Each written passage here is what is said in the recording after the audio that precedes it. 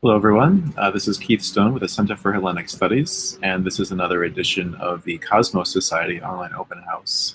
Our guest today is Professor Paul Cartledge, Professor Emeritus of Greek Culture at Clare College, Cambridge, now Senior Research Fellow. And he has spent a long time thinking about the Spartans. And so we're lucky to have him here today to talk with us about the Spartans. But before I let you begin, Paul, there's a question that I told you about that I like to ask our new guests, and that is, what is the origin story, the origin myth, perhaps, of your interest in classical studies? Is there a particular moment that you can tell us about, something like that? Let me say first, thank you for inviting me, and it's a real pleasure to be on something called Cosmos, because I'm a rootless cosmopolitan, and I think globally. I try to. But was there a light bulb moment? Yes. I was 8. I was reading a children's version of the Odyssey, and I got to what is, I now know, book 17. And Odysseus has come back. He's been traveling for nearly 10 years. He's disguised as a beggar. And he's taken by a faithful servant of his who doesn't know who he is to the palace. And at the back door of the palace, outside, there's a terrific lot of muck, rubbish, piled up behind. And on top of it, this midden is a very, very, very ancient dog. And his name is Argos. And he was once the fastest of Odysseus's hunting hounds. And Odysseus is deeply shocked that his dog is so bad. Why is he so badly treated and so on? Anyway, he recognizes the dog recognizes him, but the effort of recognizing Odysseus is so great. The dog dies, rolls over, his heart within him bursts or something like that. So I was 8 and I howled for about half an hour. But I do remember the Odyssey, Greeks, that sort of stayed with me. Then I went to the sort of schools where if you were any good and you weren't a scientist, then you were on the arts side. Well, classics, that meant Greek and Latin. I started Latin at 8 and Greek at 11, ancient Greek. And then I went to the sort of private school that privileged and really taught well those languages. I went to Oxford, read what we call greats, ancient history, philosophy, and language literature and so on. And then in I think it was my 3rd year, I was taught Greek history, and I wrote an essay on Sparta. So I got very interested in Spartan militarism, or the military aspect of Spartan society. What contribution did they make to the way in which Greeks fought? And then when I wanted to do graduate work, I wanted a bit of change from linguistic, from philological work. I wanted to do something material, what we now call material culture. So I went to John Boardman, Mr. John Boardman, as he then is, now Sir John, and said, I'd like to do some research with you. And I want to do a topic in pre-classical Greece that should be both historically and archaeologically arranged. And I'm probably making this is the myth. I think pretty much the first word he said to me was Sparta. And the reason for that was the British School of Archaeology at Athens had excavated several sites in Sparta and had conducted field survey, pioneer field survey in the territory of Sparta at the beginning of the 20th century. And so there's a massive material in the Spartan Archaeological Museum and in other museums which had been published, but then had not really been looked at in a comprehensive way with a historical end in view. In other words, trying to use the material evidence to explain how Sparta developed and so on and so on. So that's it broadly. I am what Boardman calls a crypto-archaeologist. I don't dig. I look at stuff in museums and I read archaeological publications, but I'm currently involved with my colleague at Dartmouth College, Paul Cartledge, in a massive project on the history of archaic Greece. So I'm actually going back to my roots, and I'm writing with Paul the essay on Sparta between about 800 BC and about 450 BC. Wow, thank you for sharing that with us. So now I believe there's going to be a slideshow, and I will talk to the slides for about half an hour, and then I'll try to do what I can to answer any questions that our viewers have. Perfect. I think that I have now managed to present the slideshow to everyone. So even when you're talking, the focus will stay on the slides. So yeah, please take it away.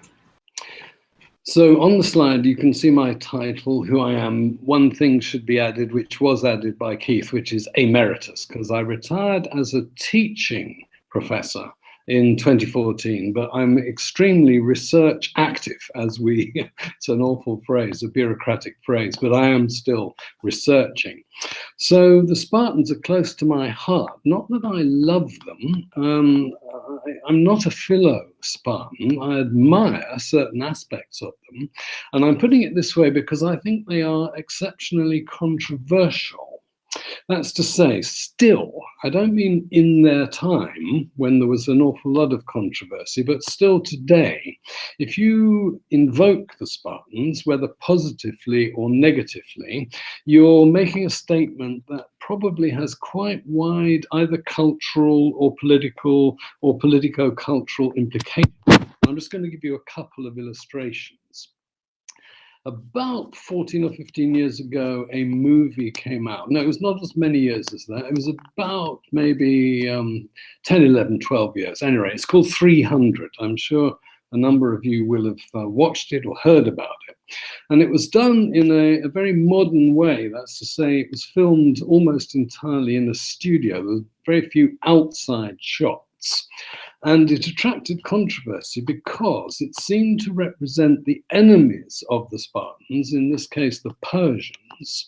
We're talking about 480 BC, as if they were almost animalistic, certainly subhuman, and not at all pleasant. So there was a kind of ethnocentric take on the conflict, which some speak of as a clash of civilizations. I don't mind that. But to say that the Persians were somehow inferior as human beings, as the movie seemed to imply, well, that attracted a lot of controversy. On the other side, in that particular story, there's a nicer aspect to it. When Novak Djokovic won the US Open some years ago, in the stands was, this is the tennis open, was the guy who played Leonidas in 300, a guy called Gerard Butler. And they're mates, so Butler and Djokovic, they got together and roared out over the court, "This is Sparta!" Well, now that seems to me quite harmless, or relatively harmless. On the other hand, now I don't know if you can see this at all, but at any rate, I possess a t-shirt which has an image of what's obviously supposed to be Leonidas. Can you hold that up again one more time? Shall I do that again? Yeah. Yes. It's a symbolic image. And the key words are the ones at the bottom. They're just two words. And Molon Labi, now some of you may, for all I know, be members of gun clubs. I don't know whether you are or not. But there are certain NRA-affiliated gun clubs in North America that use that slogan as their motto. And there's a whole complex of images and thoughts and practices that are bound up with being member of a gun club of that sort. And they see as their intellectual, spiritual, moral ancestors the Spartans who resisted these terrible Persians and wanted to keep down foreigners and indeed defeated foreigners. And this is a very Spartan thing to do, which is to say a lot using just two words. We call it laconic. And molon laber means come in the second person singular, familiar, come and get, and then understood them. And it's Leonidas talking to Persian Emperor Xerxes, telling him, if you want us to lay down our arms, as you've demanded, at Thermopylae, the pass, you're going to have to come and get the weapons from us. So extremely brave, laconic. That is one of the three words that the Spartans have bequeathed to us. One of us is laconic. The most obvious one is Spartan. So in English language, conventional usage, if you're Spartan, you're austere, you're self-denying, you're of course tough, brave, military, and so on. But it is a word of commendation, of course, in a self-denying and interestingly non-individualistic, the sort of communal way.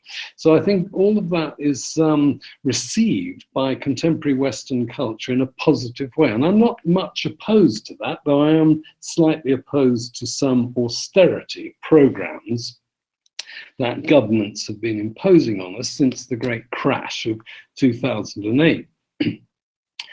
The third word is one that possibly many of my hearers, my viewers, won't actually have come across. It's helot or helot.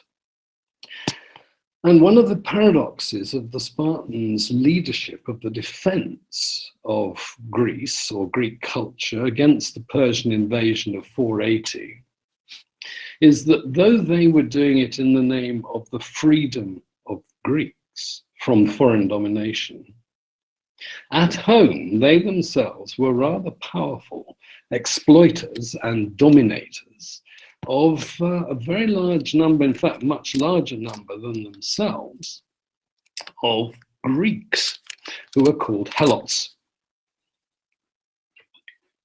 And the word helot in Greek, hilotes, means a captive. So imagine you're Greek. You'd been living in this part of the world, your ancestors, for a long time. Spartans come along, either from outside or they develop their own city, round about 900, 800 BC. And then they decide, I'm going to show you images of this shortly, that they want to expand, they want to control the local area. And you're there, you're conquered, you're enslaved, and you're called a captive. You're Greek, you worship the same gods, you speak the same language, you have a myth history, your ancestry of freedom, you're part of, let's say, the Homeric epic world. I started with the Odyssey. That was one of the founding epics of what it is to be Greek. And yet you're deprived systematically of a key element of what it was to be Greek, which is to be free. So the Spartans are very controversial in their own time, and they are still controversial today. So if I may have the next slide, please.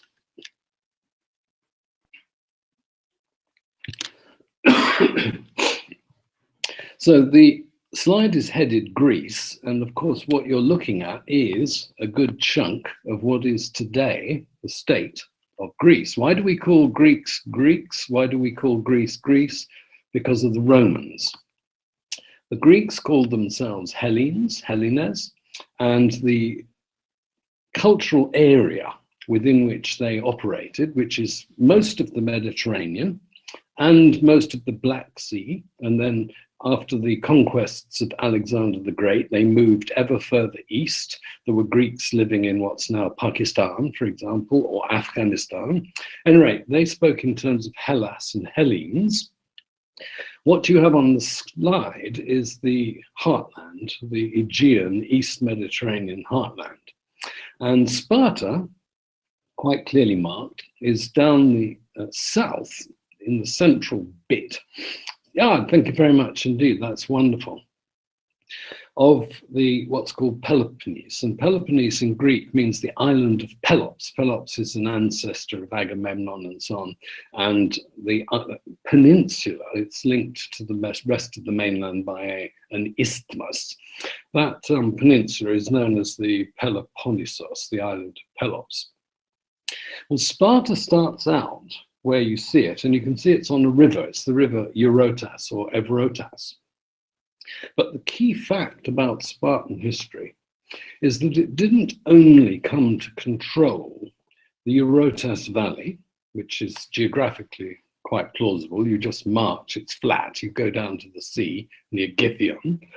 But it also controlled an area to the southwest, such that pretty much half the Peloponnese, between 2 and 3/5, after Spartan expansion, were under Spartan control.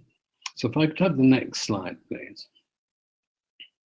This is another, just a more sharp, focused view based specifically on the Peloponnese. And so you've got one name in the middle where Sparta is, called Laconia. That actually is a late antique name. It's not the original Greek name, which was Lakoniki or Lacedaemon. But at any rate, it was used to distinguish that bit of the Spartan state territory, and you can see it marked in yellow on this map, from the western half, it's actually a little bit more than half, of the Spartans' territory, which is Messenia or Messenia. So about 2/5 of the Peloponnese were under Spartans' control, something like 3,000 square miles or something like 8,000 square kilometers.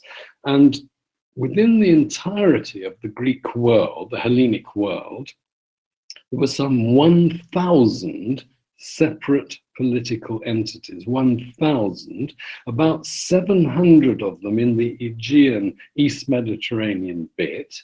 Sparta was so far the biggest in terms of territory, it was twice as big as the next city, which was Syracuse in eastern Sicily.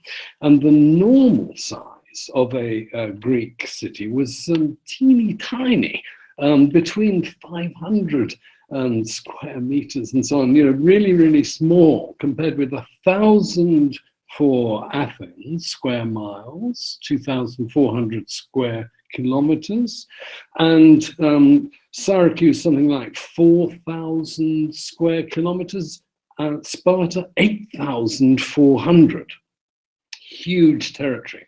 So you think, gosh, well, there are lots and lots of helots, and there were the Spartans, and there's a huge mismatch. How did they possibly manage to control that bunch of people for that long, some 500 years or so?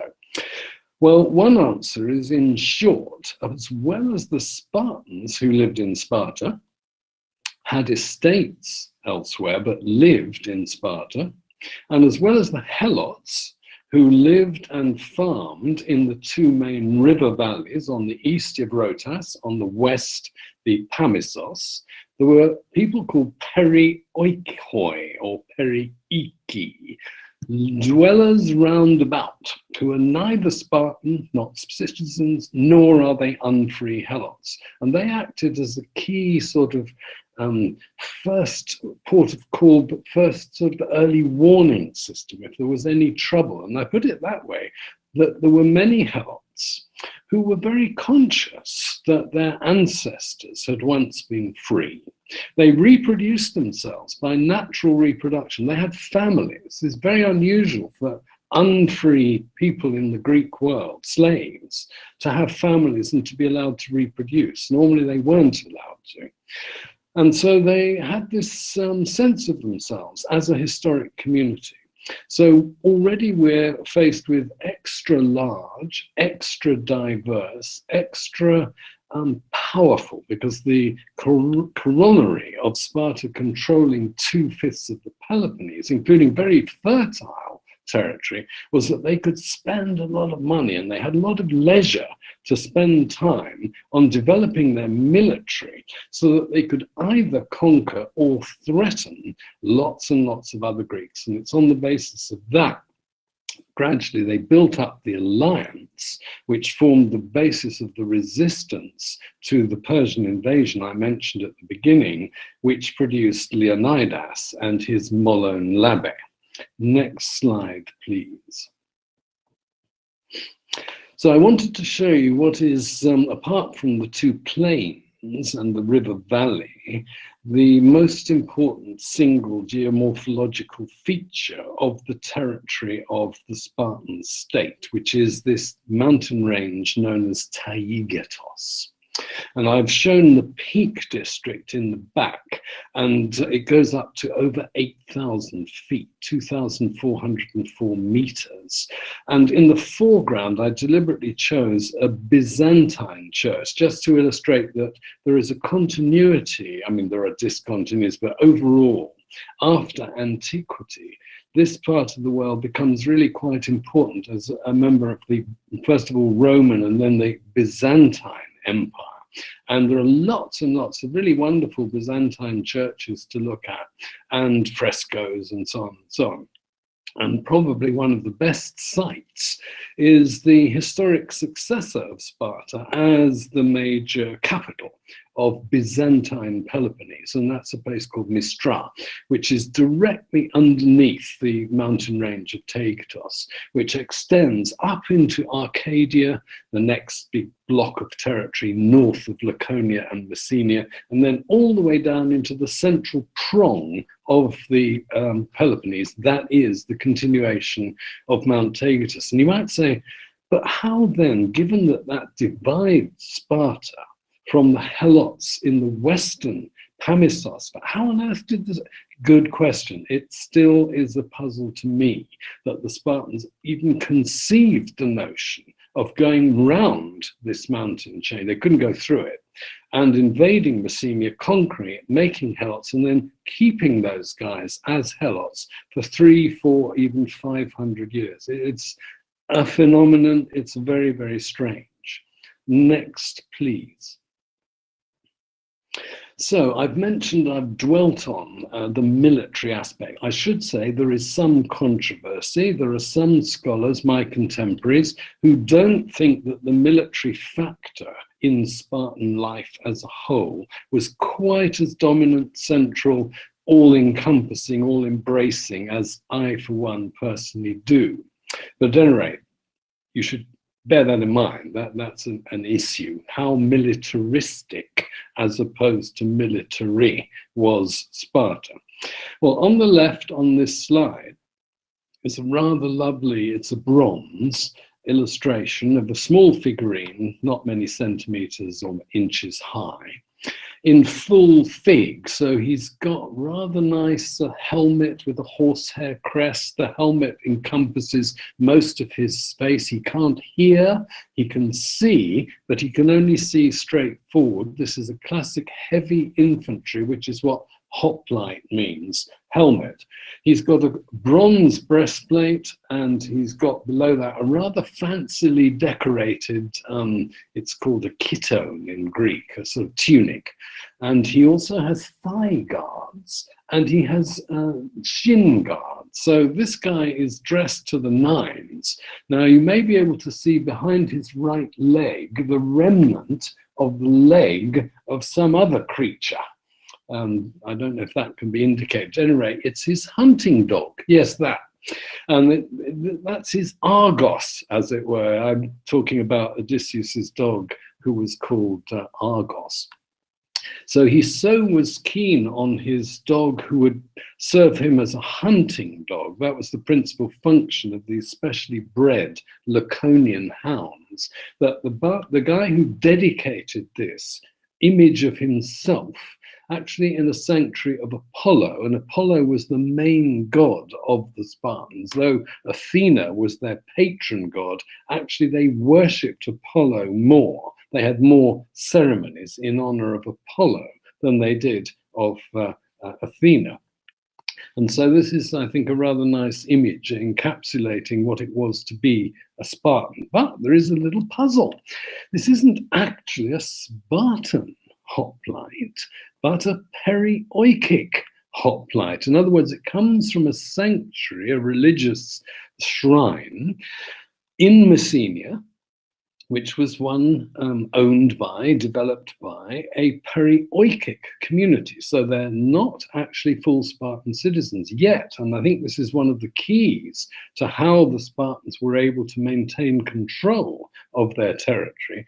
This man so identified with Sparta that he had himself represented as if he was, to all intents and purposes, a full Spartan citizen warrior. On the right is a purely religious figure, though the guy on the left comes from a religious context. The man on the right, who actually is not a man, he's a hero and a god, and I've put his name, a bit of a clue up the top there. This is Heracles, Hercules. And the Spartans were odd in a number of ways. One of them was that they had two royals at any one time. They had two royal families who produced a king descended from allegedly common ancestors, ultimately going all the way back to Heracles. So Heracles was a universal Greek hero and god, but he had a particular importance for the Spartans. Now you may see that he's wearing, like the man on the left, a bronze breastplate. On the other hand, below the waist, he is rather revealingly revealed as, of course, very butch, masculine. Well, what's that funny thing you see draped beneath his waist? Well, that's a lion skin, because one of Hercules' labors was to capture, to kill the Nemean lion, who had been terrorizing the northeast Peloponnese. This is all in myth. At any rate, anyone looking at that instantly sees, that's Hercules, because he's wearing the lion skin. Now you turn him around, he's wearing a hoplite helmet, like the guy on the left, without the crest. Crest is gone. He's bearded, so he's adult, male. This is all fine. But round his neck is slung, and when you turn the thing round, I haven't got the backside of him, you see he's got a quiver, because he was also a bowman. He wasn't a heavy infantry fighter in a phalanx, a bunch of heavy infantry fighters. He was an individual archer with which he killed various of his enemies. Well, that's slightly interesting, because actually the Greeks thought that archers were a very lower grade, inferior sort of fighter compared with the heavy infantry hoplite phalanx fighter. So only in the case of an exception, such as a god, such as Heracles, could you combine both hoplite and archery in the same image. Thank you. Next one, please. Well, I've talked mainly about the men, but one of the controversial features, and indeed I believe facts, about ancient Sparta was that the status of women in relation to the status of men was relatively much higher than it was, for example, in Athens. In other words, Spartan girls were educated separately from, but as it were in parallel with, Spartan boys, and they were given a very physical, not of course intellectual education, and the justification was that it would make them eventually fit, in every sense, mothers of ideally sons, but also daughters. And the Spartans regarded their women as challenging, shall we say, but they were prepared to tolerate that, whereas other Greeks, contemplating what they thought was quite exceptionally loose morals of Spartan girls and women. In other words, the men didn't seem to control their daughters and wives in the way that Greek males really ought to. So here you see, just this is a small illustration of one of the things that Spartans shocked other Greeks with. Here is a young girl or young woman, past puberty probably, but she's got one breast revealed in a bronze figurine, a rather fine one, of the 6th century BC, about the same period as those two bronzes I showed you in the previous slide. Well, we happen to have a bit of literary evidence, written evidence.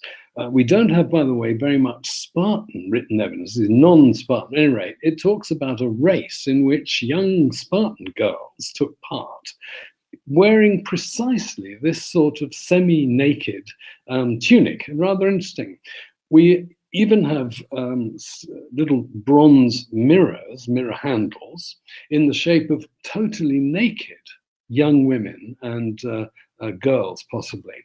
But at any rate, the notion of depicting a female without any clothes, such that a male could see this image, was abhorrent to other Greeks. This is very, very sort of scandalous. Now, I've put at the top as the caption, dancing/running. When she was found, and she comes from what's now Albania, just to the north of Epirus, not far from Corfu, that part of northwest Greece. When she was found, it was assumed that she must be running, because she's in violent action, her knee is bent, and that looks as if she could well be depicted running. But it's a cardinal sin, I think, or a mistake at any rate, if you're running, to look backwards.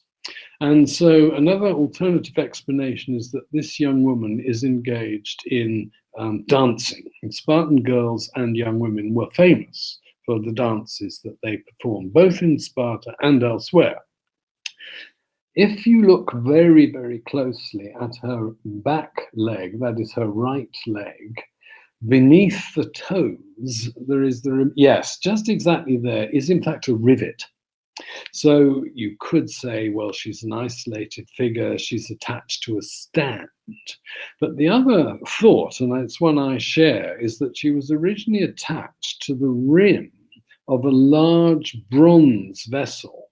And we know that in Spartan workshops were made large bronze vessels. I'm going to show you one shortly, which were then widely exported. People came to Sparta, bought them, took them away back home, and they were very proud because these were extremely well-made and handsome objects. So I, on balance, think she's a dancer, not a runner, and that she was originally attached to a bronze vessel, such as the kind I'm going to show you shortly. Next, please. Right, well, now this happens to be a huge thing. Vix is not the Latin for scarcely. It's a place in Burgundy in southern France called Vix. And near there was found in a very elaborate tomb of the later 6th century BCE. It's over 5 foot high, holds gallons and gallons. And what did it originally hold? Well, either pure wine, or had it been found in a Greek context, we would have said wine mixed with water. However, this was found in a non-Greek context, transported up the river Rhone and the river Saône until you eventually get to the Seine, because this is Vix is near the Seine, and it was found in a Celtic princess's tomb. So it was from a Greek context, made in Greece by Greek craftsmen, but it found its final resting place in a non-Greek barbarian Celtic grave too. And round the neck, you can see a frieze, and in the middle, I've chosen this image, is, there you go, a hoplite, classic Greek. You can see the inside of his shield. That was the classic feature. The hoplon, which means shield, is what gave the name to the hoplite. So he's a shield bearer, ultimately. Our word panoply comes from pan, every, and then hopla, all weapons, equipment. Panoply is the total arms and armor, and in this case of a heavy infantry warrior. It's a funeral procession, presumably. This is a fancy procession with a chariot and horses, probably leading the coffin eventually, in which the warrior processes. And so on the right, you see a very, very elaborate handle. In fact, one of the images is of a gorgon. And the Spartans were very keen on the image of a gorgon, which is someone who petrifies you, you know, snaky hair, eyes which turn you to stone, quite literally. And the gorgon was the name of such a person. And rather interestingly, a Spartan queen, and she's the one who turns up in 300, was called Gorgo. So the Spartans had a quite positive image of females who might act in this way to terrify, presumably, other not Spartan males. But anyway, it's an odd name. She was called Gorgo. She was the daughter of a king. She was married to Leonidas. Next slide, please. Now, Leonidas in scare quotes. This is a marble from the island of Paros, which is in the central Cyclades, the Aegean. So it's very fancy. Somebody had brought it from there to Sparta. It was worked on presumably by a non-Spartan craftsman. And it depicts a warrior, you can see, heroically naked, no breastplate, no corselet. He's lost his arm, sadly. The helmet's partly restored, but you can see the helmet cheek piece very sharply in this image, and it shows a ram. Well, that's it, isn't it? I mean, a powerful male animal. Might be a lion, it might be a boar, a wild boar, or it might be, in this case, a ram.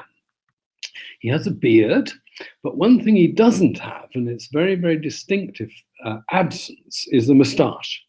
Because Spartans were told, I mean, this is again literary sources, that they were told to shave their moustaches and obey the laws. So there's some connection between this particular treatment of the pubic hair on the face and being a Spartan, being masculine, being obedient. The Greek workman who unearthed this extraordinary statue, and it had fallen down from the Spartan Acropolis down into the theatre area. The theatre was built much, much later, hundreds of years later. This is something like 470, 480 BCE, the sculpture. Immediately said, heroic Spartan, Thermopylae, the Spartan myth, the right sort of date, Leonidas, except he would have said Leonidas. And we think, nice thought, but unfortunately probably wrong for two reasons. One, Spartans did not depict real persons, whether living or recently dead. They didn't do portrait sculptures in marble. And secondly, the dating actually, it can't have been Leonidas or Leonidas when he was alive, because it's just a little bit too late for that. But that would be okay. You could say it's a heroic commemorative statue, except, as I say, Greeks didn't typically do commemorative heroic statues of actual persons. So for that reason, it's probably not Leonidas, but some hero of myth. Next, please. And this is coming towards the wrap up. Here is another scare quotes Leonidas. You can see the source of that modern, it's 1950s, mid-1950s. This wonderful sculpture statue is, of course, the origin is the marble that I've just shown you. It's actually exactly where the Spartans and other Greeks resisted the Persian invasion of 480 BC, August, very, very hot.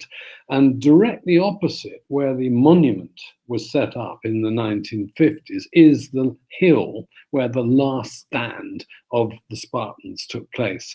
It's often said all the 300 Spartans whom Leonidas had taken to Thermopylae died, because that was the Spartan way. You don't surrender, you die. But actually not quite true, because it's complicated, but two others of the 300 did not die for different reasons at Thermopylae. So it's a myth to say that they all died. They didn't actually. How do we know that? Because we've got Herodotus, father of history, the main historian of the Persian world, the guy who tells me as much about Sparta as any other source, with one exception, and that's Xenophon. So if you add Herodotus and Xenophon together, they give you the best account. It's not brilliant, but it's the best that we have of what it was like to be a Spartan, how Spartans did politics, did military stuff, what their relations between men and women were, and so on and so on. Next, please. And this is a beautiful image by Napoleon's court painter. I won't go on at length because I see I'm using up my time. This is early 19th century, about 1811. And David was particularly interested, I think, in Leonidas's anatomy. And he was also interested in the young boys on the right at the bottom there. He depicts them from the back so that you get a particularly juicy view of naked young boys. Up on the top left, what the guy is nailing up to the rock is the famous "Go tell the Spartans, stranger passing by, that here, obedient to their laws, we lie." It's 2 lines in the Greek, attributed to a famous epigrammatist called Simonides. And it's absolutely wonderful, I think, but not very historical. Next.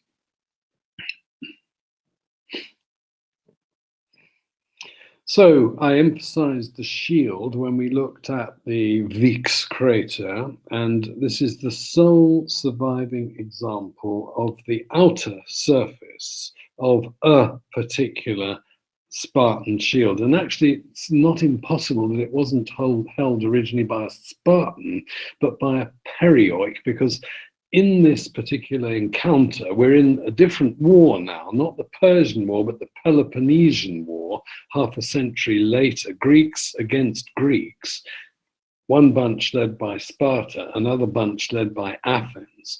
Conflict took place within Spartan territory on the west in Messenia, a place called Pylos. And Spartans found themselves surrounded, outnumbered, and interestingly, they did surrender.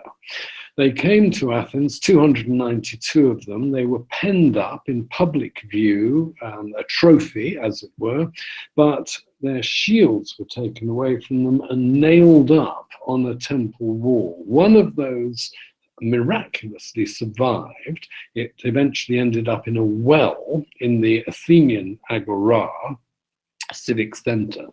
And close inspection revealed that when it was nailed up for everyone to see, it had punched on it an inscription, a very revealing, insulting inscription. And it says, top line, Athenians, and then understood, have dedicated this, have seized it and dedicated it probably to Athena. From Apo Lacedaemonian, from Spartans, ek, out of, Pulo, from Pylos. Absolutely fascinating. You see the very, very careful band work, it's called guilloche pattern around the rim. It shows you the fact the Spartans didn't just see their weaponry as merely utilitarian, but they actually were interested in the aesthetics of it as well. And then final slide, please. Sorry to have taken so much time. This is, remember I mentioned that the Spartans had 2 royal families, 2 kings. Well, if you're the sister, daughter of kings, you might be this lady here. And her name means, literally, little female dog. So little puppy or bitch, Kyniska. And she had inscribed on this is the base of what was originally a statue. You can see the feet, maybe just the marks, they've gone. And she had inscribed upon it the following text, that kings of Sparta are my father and brothers. Her father was Archidamos, one of her brothers was Argis, and the other, her full brother, was Agesilaus. I, Kyniska, victorious with a chariot of swift-footed horses. In other words, she has won an Olympic victory, owning, training, paying for the 4-horse chariot that won in 396 BC, the most expensive equestrian event. I have had this statue erected. I declare myself, she was no shrinking violet, the only woman in all Hellas, and there's the Greek world, Hellas, to have won this crown. And the crown was an olive wreath, purely symbolic, but all the more important for that. I think that may be the last one. There may be one more. No, there we go. Thank you very much indeed. I can't hear you. Thank you so much. That's great. It's not just symbolic. Let's see if I can get the focus back on. All right. Yes, thank you so much. Yeah, it is time for questions. Does anyone want to begin? Astrid, go ahead. Good morning. Thank you, Professor. Actually, I have two questions and one comment. First, could you talk a little bit about the Dioscuros, the cult, and if they have something to do with the dual king system, like an etiological reason why they did have two kings? Second, how come Sparta, after winning the Peloponnesian War, started to fade it away, and Athens pervades us until today? And third thing, when you show us the figurine of the dancer, you talk about the feet, but not about the hands. And the girl is about to lift her skirt. Does that mean something? Thank you so much. Could you repeat the first of those questions? I didn't hear the key word. Okay, if you could elaborate a little bit about the Dioscuros. Thank you very much. Yeah, I'm sorry. My accent, thank you. It's perfect. Okay, Dioscoroi are literally sons of Zeus, Castor and Polydeuces, brothers in myth of Helen of Troy, and they were, because they're brothers, because they are descended from Zeus, they were adopted by the Spartan royal families as emblems of themselves. So in other words, in the myth historical pedigree, the kings traced their ancestry back to Heracles, and Heracles was a son of Zeus. But this parallel mythology in terms of what was going on in Sparta in the distant past, at the time of the Trojan War. Helen of Sparta. Well, her brothers, the Dioscoroi, were worshipped not far from Sparta in a major shrine. And actually, if you go to Sparta, it's very worth going, making the effort, go up to the top of this hill, and then you get a view all the way down the Eurotas Valley. So it was absolutely crucial for the Spartans to control that. And that was where Menelaus and Helen were worshipped together. Second question, remind me again now. Your second question? Yeah, why Sparta, despite winning the war, faded away? Yes, it's a paradox, isn't it, that they won the biggest war that the Greeks had ever fought amongst themselves, as opposed to fought against the Persians. There were more people involved in sheer numbers in the Persian Wars.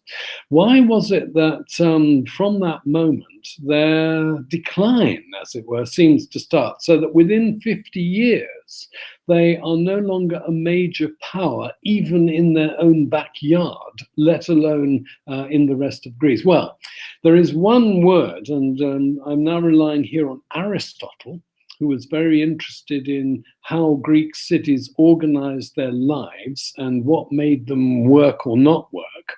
And the word is oliganthropia, which means literally shortage of military manpower. So by the time they defeated the Athenians, 404, we think there were about 3,000 full adult Spartan citizens. Go back to the Persian Wars, just 50 years before, there were 8,000. So the number already has declined. Okay, two possible explanations of an external nature. One, a great earthquake had hit Sparta directly. Imagine today you're in Japan. You know what it's like. Kobe, huge deaths if you're in the middle of an earthquake. And Sparta was in the middle of an earthquake zone. 460s, possibly as many as, I don't know, 5,000 Spartans were killed. At any rate, huge numbers. Peloponnesian War, Spartans, they lose quite a few people there. But what's revealing and what's important is that they couldn't, for whatever reason, recover. They lose the people, battle or earthquake, but they don't replenish their numbers. For some reason, the numbers keep on going down and down when there's no external reason for that. So people have put their fingers on internal dynamics of succession, of inheritance, that some Spartans are getting very, very rich and other Spartans are getting too poor to be able to keep up their contributions to their common military mess. That was a requirement.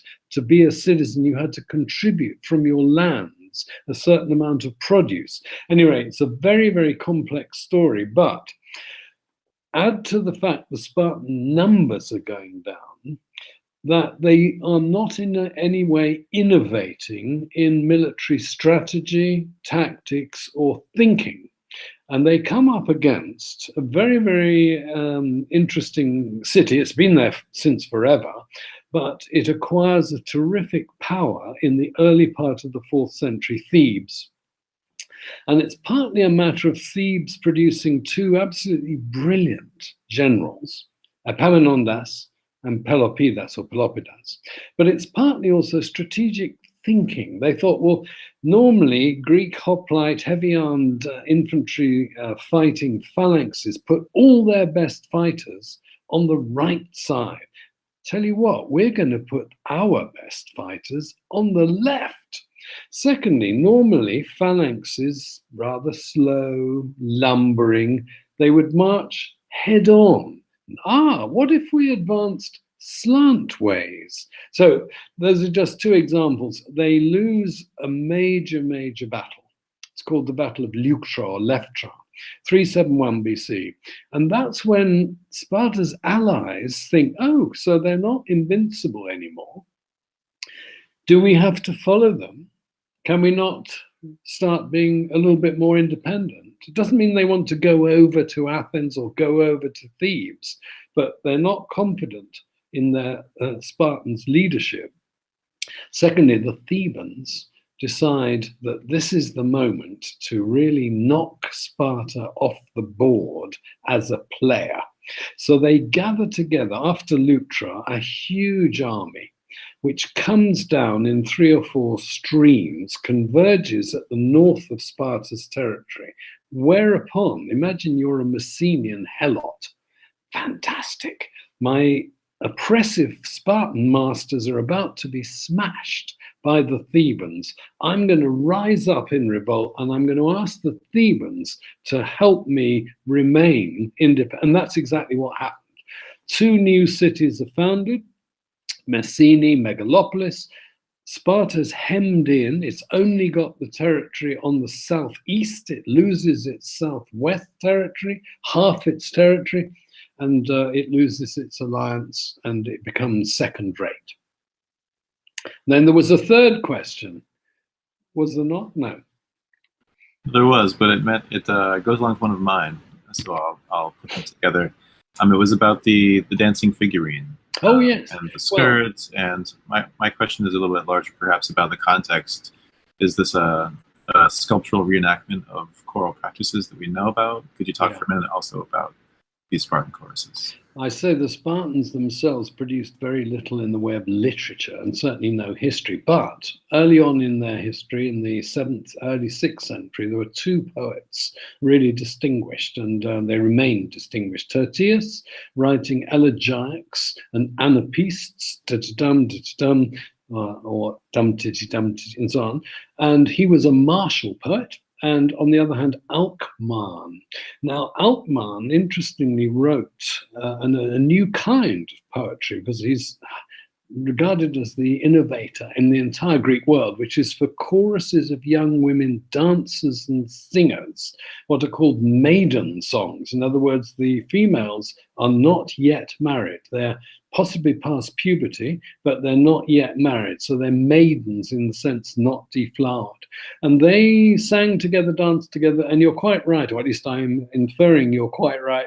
This could well be a representation of such a young Spartan girl dancing. The point about the ketone, it's a mini ketone. Excuse me a minute. She is indeed, partly you could say, facilitating her movement. I mean, that's why you lift it up. But it's also drawing attention to her thighs. And one of the wicked non-Spartan epithets for Spartan girls, which was an insult, was that they were thigh flashers, phanomirides, because decent women in Greece did not reveal their thighs to unrelated men, especially other Greek men. And yet these Spartan girls danced outside Sparta. They ran at Olympia with very little on. You know, these are all regarded by non-Spartans as rather disreputable. May I just ask a question that complements Astrid's question? Can you hear me? Yes, I'm sitting here, yeah. Yes.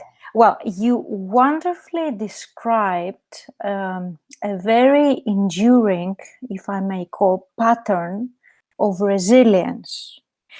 My question is, would you consider Sparta overall as a resilient city, or a city with a resilient past and present and future? And I think, yes. And another question, which complements the first one, is how would you comment the fact that although Spartans were reluctant, especially during the Persian Wars, to go out and fight, to leave their territory, during the Peloponnesian War, much of the wars that they fought, many of the wars they fought, were outside the territory. So one easy answer, I know it would be because they wanted to attack on Athenian resources. But do you think there is more than that? Because we see that they fought in Chalkidica, in Thrace, because this is how Chalkidica is called. So I would like to have your insight on this. Well, the first question is a very acute comment by you. I think resilient is a very, very good word. And the Spartans, if you believe this, took a very tough attitude to being alive. In other words, it wasn't automatic if you were born to Spartan parents that you would be reared. There was a kind of test you had to pass to decide whether or not you were fit enough to be reared. So if you come from a culture where it's thought to be the right thing to dispose of infants who are not particularly strong, then I think if you look at the way in which the entirety of the upbringing was a series of tests they had to pass, well, only the most resilient would survive that. Add to that, now this is the Spartans' choice to helotize, to enslave large numbers of Greeks and keep them down. Well, the cost of that was to be constantly a little bit worried about what the helots might do collectively.